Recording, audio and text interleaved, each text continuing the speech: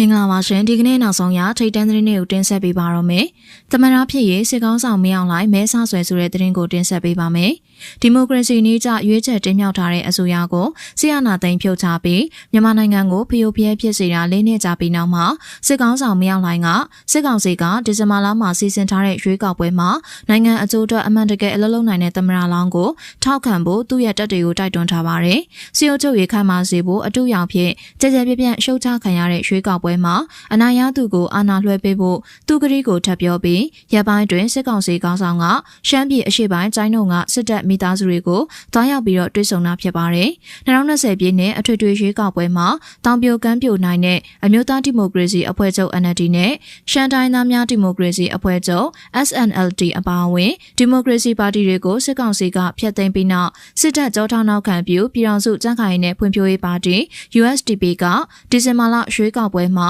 အင်အားကြီးမားဆုံးပါတီဖြစ်လာပါတယ်။ USDP ဥက္ကဋ္ဌဗိုလ်မှူးချုပ်ဟောင်းဦးခင်ရီကသူ့ပါတီဟာရွေးကောက်ပွဲအတွက်အဆင်သင့်မယ်လို့ပြောပါတယ်။စစ်ကောင်းဆောင်မင်းအောင်လှိုင်ကစစ်ရရှိဟောင်းတွေလွှမ်းမိုးတဲ့ USDP အတွက်မဲဆွယ်ပွဲစတင်နေပုံရပြီလို့လေးလာသူတွေကပြောပါတယ်။2020ရွေးကောက်ပွဲမှာကိုယ်စားလှယ်နေရာဒါဇင်အနည်းငယ်ပဲရပြီးနောက် USDP ကမဲလိမ်မှုဆွဆွဲချက်တွေအတွက်စစ်တပ်ကကြားဝင်ရေးတိုက်တွန်းမှုပါတီငယ်လေးတွေကိုစီယုံပြီးမင်းအောင်လှိုင်ဆရာနာသိမ်းမှုအုံမြင့်ကူညီချထားပေးခဲ့တဲ့2021ခုနှစ်ဖေဖော်ဝါရီလ1ရက်နေ့ဆီယနာသိမ်းမှုမတိုင်မီနဲ့နောက်ပိုင်းမှာအဲ့ဒီတုန်းက USDP ဥက္ကဋ္ဌဦးခင်ရီကဆီယနာသိမ်းမှုတရားဝင်ရေးအတွက်စစ်တပ်ထောက်ခံပွဲတွေစီစဉ်ပေးတဲ့2020ရွေးကောက်ပွဲဟာအများအားဖြင့်လွတ်လပ်ပြီးတော့မျှတတယ်လို့နိုင်ငံတကာလေးလာသူတွေကကြေညာပါတယ်2015ခုနှစ်ကရွေးကောက်ပွဲမှာ NLD ကတနိုင်ငံလုံးမှာအများဆုံးအနိုင်ရပေမဲ့ရှမ်းပြည်နယ်မှာ USDP ထောက်ခံမှုများပါတယ်2020ရွေးကောက်ပွဲမှာ NLD ကအဲ့ဒီဆုံးရှုံးမှုတွေကိုပုဂ္ဂတိက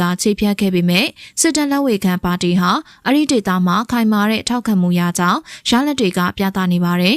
NLD နဲ့ SNLD ရဲ့ရှင်ပြိုင်မှုတွေကိုဖယ်ရှားလိုက်ပြီးတဲ့နောက်မှာ USDP ကဒီဇင်ဘာလမှာကျင်းပမယ့်ရွေးကောက်ပွဲမှာ USDP အနိုင်ရပြီးလက်ညှိုးထောင်ကောင်းညိတ်လွှတ်တော်အတူရောင်ကိုလွှမ်းမိုးမဲ့အလားလာရှိပြီးမြောင်းလိုက်သမရဖြစ်ရေးကာလကြာမြင့်တဲ့ရှိမှန်းချက်ကိုဖြည့်ဆည်းပေးဖို့လမ်းဖွင့်ပေးလိုက်ပါတယ်စစ်ကောင်စီကရေးဆွဲတဲ့2008ဖွဲ့စည်းပုံအခြေခံဥပဒေအရအောက်လွှတ်တော်ပြည်သူ့လွှတ်တော်အထက်လွှတ်တော်အမျိုးသားလွှတ်တော်နဲ့စစ်တပ်ကခန့်တဲ့ကိုယ်စားလှယ်တွေကလွှတ်တော်ကိုယ်စားလှယ်တွေကဖြစ်စေပြင်ပပုဂ္ဂိုလ်ဖြစ်စေတမန်တော်လောက်တဦးစီအမည်စရင်းတင်သွင်းနိုင်ပါတယ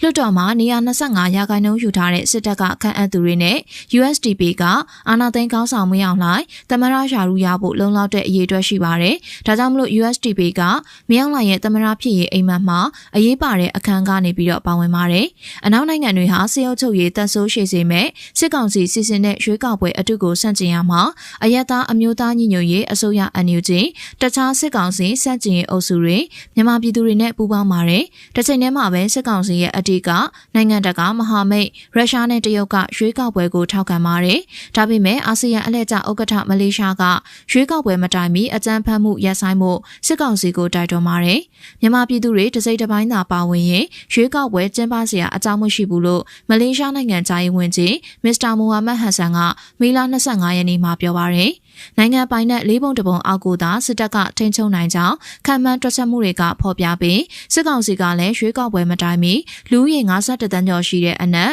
်လူ32.2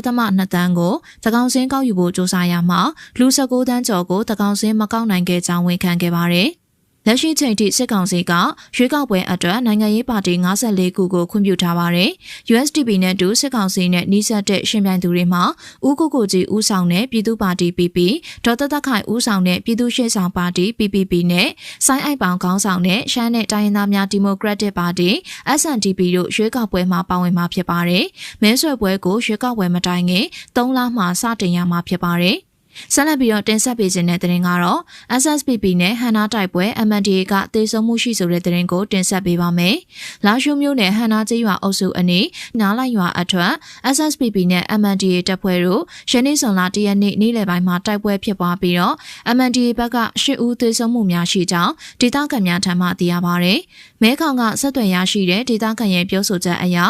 SSPP နဲ့ MNDAA တို့မိနစ်30ခန့်တိုက်ပွဲဖြစ်ပွားပြီး MNDAA ဘက်ကအနည်းဆုံး9 5ဦးသေဆုံးခဲ့ကြောင်းသိရပါတယ်။ SSPP ကဂုံးပေါ်မှာအရင်ကတည်းကတပ်ဆွဲထားတာကိုကန့်အောက်ကရွာမှာ90လောက်ရှိတယ်။ SSPP ကအောက်ဆင်းပြီးတော့လမ်းမကြီးပေါ်သွားဖို့လုပ်တာခွင့်မပြုပဲတော်ရရသွားခိုင်းရကနေ MNDAA ကစပစ်တာဒရုန်းတော့မပါဘူး။လက်နက်ကြီးလက်နက်ငယ်နဲ့ပစ်တာ MNDAA ဘက်က9ယောက်သေးတယ်။ဒီတက်လည်းပုံနိုင်တယ်။နှစ်ခါဖြစ်တာပေါ့ဖြစ်တာကမိနစ်30လောက်ပဲရှိတယ်အခုတော့ SSPP လည်းသူ့နေရာနဲ့သူပြန်နေပြီအင်အားတွေကတော့နှစ်ဖက်လုံးမှာဖြည့်နေတာပဲရှားချနေပြီတိုက်ပွဲတွေဆက်ပြီးတော့ဖြစ်နိုင်တယ်လို့၎င်းကပြောပါရယ်ယနေ့စွန်လာတရက်မိုးလဲပိုင်းတနာရီချိန်မှ2နာရီခွဲဝန်းကျင်မှာနားလိုက်ကျေးရွာအနောက်ဘက်ရွာအထွက်လမ်းကို SSPP စစ်ကြောင်းထွက်နေချိန် MNDAA တပ်မအမှတ်611လောက်ခံတပ်ကခြုံကိုဝင်ရောက်တိုက်ခိုက်တဲ့ဖြင့်အပြန်အလှန်တိုက်ပွဲဖြစ်ပွားပြီးကိုကန့်ဘက်မှာတပ်သား8ဦးကြာဆုံးပြီးတရားရရှိသူများရှိကြောင်းဒေသခံရဲ့ပြောဆိုချက်ကိုကိုးကားပြီးတော့ SSPP Info ကဖော်ပြထားပါတယ်။ဆက်လက်ပြီးတော့4နာရီချိန်မှာဟန်နာကျေးရွာမှာလည်းကိုကန့်ဘက်မှာထပ်ပြီးတော့ထိုးစစ်ဆင်ခဲ့တဲ့အတွက်တိုက်ပွဲဆက်ပြီးတော့ဖြစ်နေတယ်လို့ဟန်နာဒေသခံတို့ကထပ်ပြီးတော့ပြောပါတယ်။နားလိုက်ကျေးရွာရဲ့အနောက်ဘက်မှာစတင်ပြီးတော့ဖြစ်ပွားခဲ့တဲ့ဟန်နာကျေးရွာတစိမ့်ထပ်ဖြစ်တဲ့ရှမ်းတပ်ဖွဲ့နဲ့ကိုကန့်တပ်ဖွဲ့အပြန်အလှန်အင်အားတွေဖြစ်နေကြတဲ့အခြေအနေကတော့စီးရဲတင်းမာနေတဲ့ဟန်နာအုပ်စုဒေသမှာ MNDAA ဘက်မှာအင်အားတရာဝန်းကျင်လောက်ရှိတဲ့ရှမ်းပြည်တိုးတက်ရေးပါတီ SSPP SSA တပ်ဖွဲ့လည်းတရင်နှစ်ရက်လောက်သွားလာလှုပ်ရှားနေတယ်လို့ SSPP ထုတ်ပြန်ချက်မှာဖော်ပြထားပါတယ်။ရင်းတို့တိုက်ပွဲဖြစ်မှုကြောင့်နားလိုက်ကျေးရွာဟန်နာကျေးရွာဟိန်းလွန့်ကျေးရွာကောင်းကော်ကျေးရွာစသည့်ရွာလူထုများတိုက်ပွဲကင်းတဲ့နေရာများသို့ထွက်ပြေးတိမ်းရှောင်နေကြကြောင်းသိရပါဗျ။ပြီးခဲ့တဲ့မေလ29ရက်နေ့မှာလည်းတီဘောမျိုးနဲ့နမကြောင်မီတွေတွင်ရှိရှမ်းပြည်တိုးတက်ရေးပါတီရှမ်းပြည်တပ်မတော် SSPP တပ်စခန်းကိုဖယ်ရှားရန် MNDAA ဘက်မှဝင်ရောက်မောင်းထုတ်တဲ့အတွက်နှစ်ဖက်ထိတွေ့မှုဖြစ်ပြီးတော့တိုက်ပွဲဖြစ်ပွားခဲ့ပါသေးတယ်။ဆက်လက်ပြီးတော့တင်ဆက်ပေးခြင်းတဲ့တင်ကတော့ဆီယနာရှင်အဆက်ဆက်ကျင်းသုံးအောင်မြင်ခဲ့တဲ့သွေးခွဲနည်းကိုကြော်ဖြတ်နိုင်နေဆီယနာရှင်ကိုအနိုင်ရမယ်လို့ PDF အမှတ်2စစ်စင်ရေးနယ်မြေစစ်စင်ရေးမှုပြောကြားဆိုတဲ့တင်ကိုတင်ဆက်ပေးပါမယ်။ဆီယနာရှင်အဆက်ဆက်ကျင်းသုံးအောင်မြင်ခဲ့တဲ့တော်လိုင်းဘတ်တော်သားအချင်းချင်းသွေးကွဲစေမဲ့နောက်ဆုံးစီးကိုကြော်ဖြတ်နိုင်ရင်ဆီယနာရှင်ကိုအနိုင်ရမယ်လို့ပြည်သူ့ကောက်ွယ်တပ်မတော်အမှတ်2စစ်စင်ရေးနယ်မြေစစ်စင်ရေးမှုရဲဘော်တင်ဦးကပြောကြားခဲ့ကြောင်းတောင်ပိုင်းစစ်ဒေသအမှတ်2စစ်ဒေသခွဲကဒီနေ့မှထုတ်ပြန်ပါတယ်။တော်လိုင်းကကျန်းမာကိုအားလုံးသိထားပြီးဖြစ်ပေမဲ့အဓိကအနေနဲ့ဆီယနာရှင်နိုင်လှုပ်ဆောင်နေတဲ့စီ3စီကျော်လွှားနိုင်ရေးဖြစ်တယ်လို့ရဲဘော်တင်ဦးကပြောဆိုထားပါတယ်။အဲ့ဒီစီ3စီကဘာလဲဆိုတော့ပထမကသွေးအေးစီမဲ့စီအာနာရှင်ကကျွန်တော်တို့သွေးအေးသွားအောင်လို့အမျိုးမျိုးအချိန်ဆွဲခဲ့တယ်အမျိုးမျိုးကောလာဟာလာတွေလုပ်ခဲ့တယ်အမျိုးမျိုးမျှော်လင့်ချက်အမားတွေပေးခဲ့တယ်ဒါပေမဲ့ပြည်သူတွေကသွေးမအေးဘူးသွေးအေးစီမဲ့စီကိုကျွန်တော်တို့ကြော်ခဲ့ပြီးနောက်တစ်ခုကစီတစီထပ်ထားတယ်ဒုတိယစီသွေးကြောင်စေတဲ့စီပြည်သူတွေကိုကြောက်သွားအောင်